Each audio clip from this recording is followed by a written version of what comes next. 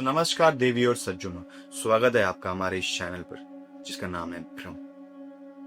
हमारा चैनल आप तक लेके आएगा ऐसी अनदेखी अनसुनी कहानी जिसे देखकर आपकी रूह कांप उठेगी। ऐसी ही कहानी से मैं शुरुआत करना चाहूंगा, जो कि है मुंबई के बीच बसा हुआ एक जगह जहां सपने बिकते हैं और मौत मिलती है।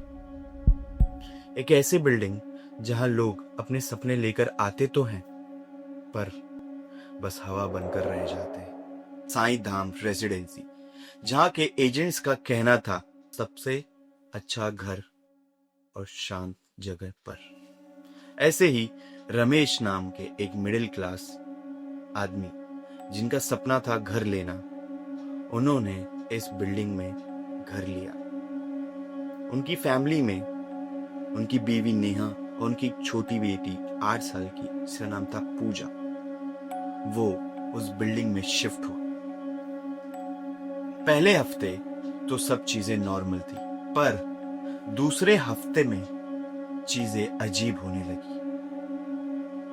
एक दिन रात में बर्तन खुद ब खुद गिरने लगे, दरवाजे अपने आप बंद होने लगे। तभी रमेश जी ने चिल्लाया और बोला, क्या हुआ? और सब शांत। ऐसे ही एक रात पूजा की चीख निकली। तभी वहां रमेश जी पहुंचे और उनकी वाइफ नेहा पहुंची। तो पूजा ने बताया कि माँ, वो मुझे लेने आ रही है। उसने बोला कि मैं उसकी हूं। अगले ही दिन सुबह रमेश जी ने वॉचमैन से जाकर पूछा, पर उसने कुछ जवाब नहीं दिया और धीरे से बोला कि सर, यहाँ पे एक कमला नाम की आंटी रहा करती थी, जिसका बेटा फ्लैट बेचकर भाग गया क्योंकि उन्होंने वहां पर सुसाइड कर लिया था। कमला आंटी, जो एक लाचार माँ जिसके बेटे ने उन्हें छोड़ दिया था, कई महीनों तक वो मरी पड़ी थी। जब उनकी लाश मिली तो उसे पहचानना मुश्किल था। कहा जाता है कि उन्हीं की आत्मा वहां पर भटक रही है और आज भी अपना परिवार ढूंढ रही है। ऐसे ही जब भी वहां पर कोई नई फैमिली शिफ्ट होती है तो वो उनमें अपना बेटा, अपनी बेटी ढूंढती और उन्हें ये कहकर बुलाती कि ये मेरा बेटा है और ये मेरी बेटी है, मैं आ गई। उस रात रमेश जी की पत्नी नेहा अपनी बेटी पूजा को सुलाते वक्त कुछ आवाजें सुनी, जैसे कोई एक औरत धीमी आवाज में बोल रही है कि मेरी बेटी, मेरी पूजा, मैं आ गई। मेरी बेटी, मेरी पूजा, मैं आ गई। अचानक से लाइट्स ब्लिंक करने लगी। एसी का टेम्परेचर अपने आप ब्लास्ट मोड पर चले गया, जबकि एसी तो चालू ही नहीं था। नेहा ने देखा बेडरूम के कोने में एक सफेद साया खड़ा था, जिसके हाथ में एक पुराना टेडी था।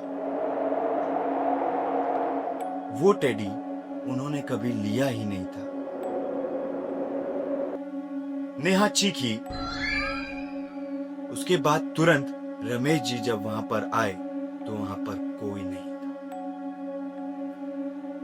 उसके अगले ही दिन पूजा नहीं मिली, जबकि सब नॉर्मल था, सारे दरवाजे बंद थे, पर पूजा नहीं थी। बस घर के एक कोने में एक पुरानी डायरी मिली, जिस डायरी के पन्नों में लिखा था, मेरी बेटी जब तक नहीं मिलेगी मैं यहां से नहीं जाऊंगी और दूसरे की बेटियों को लेकर चली जाऊंगी। सोसाइटी वाले, घर वाले और पुलिस सब हेल्पलेस फील कर रहे थे।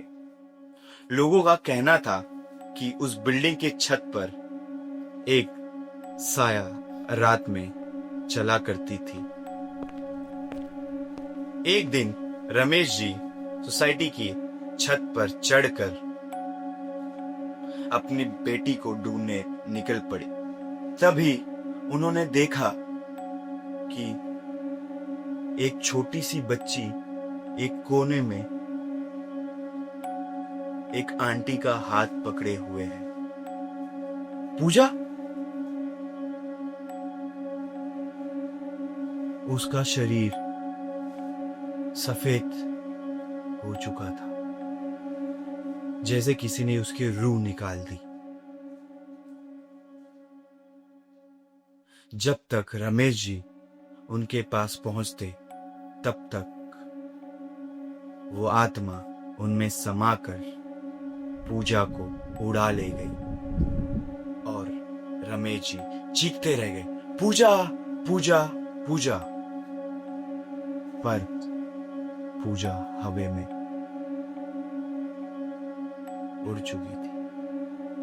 उस दिन से आज तक पूजा और उनकी पत्नी नेहा पागल बनकर शहरों के चक्कर काट रहे हैं, पुलिस में अर्जियां लगवा रहे हैं, कंप्लेंट्स पे कंप्लेन रजिस्टर करवा रहे हैं, पर आज तक उन्हें उनकी बेटी नहीं मिली। जैसे ही ये कहानी के बारे में हमने आपको बताया, वैसे ही जब भी आप मुंबई के इस शहर में या किसी भी शहर में कोई नया घर ले, तो पहले उसे प्लीज चेक कर लें कि कहीं कोई किसी का इंतजार तो नहीं कर रहा। धन्यवाद दोस्तों, यही थी आज की कहानी। बने रहिए हमारे साथ। हम हर नई कहानी हर रोज या हर वीक लेके आते रहेंगे।